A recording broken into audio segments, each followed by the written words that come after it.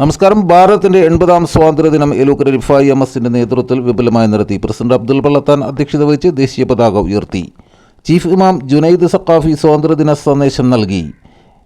രാസലഹരിക്കെതിരെ പ്രതിജ്ഞ ചൊല്ലിക്കൊടുത്ത് vice president T K Abbas സംസാരിച്ചു. സെക്രട്ടറി സബീർ കടവിലാൻ, ട്രഷറർ ഹുമയൂൺ കബീർ, മറ്റ് ഭാരവാഹികളായ Nasar, T K Shameer, K K Abbas, T M Subair, Kalima Jamal തുടങ്ങിയവർ സംസാരിച്ചു. തുടർന്ന് വിദ്യാർത്ഥികളുടെ ദേശീയ ഗാനാലാപനം നടത്തി. പരിപാടിയിൽ രക്ഷകർത്താക്കൾ, നാട്ടുകാർ, വിദ്യാർത്ഥികൾ തുടങ്ങിയവർ സംബന്ധിച്ചു. ഞാൻ തയ്യാറാവുകയുമാണ്. എൻ്റെ ആരോഗ്യം, എൻ്റെ ഭാവി, എൻ്റെ സമൂഹം ലഹരി മുക്തമാക്കുക.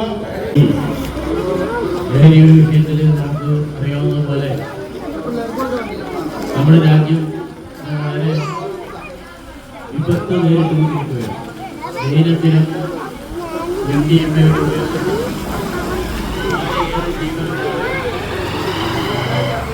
നഷ്ടപ്പെട്ടുകൊണ്ടിരിക്കുന്നു.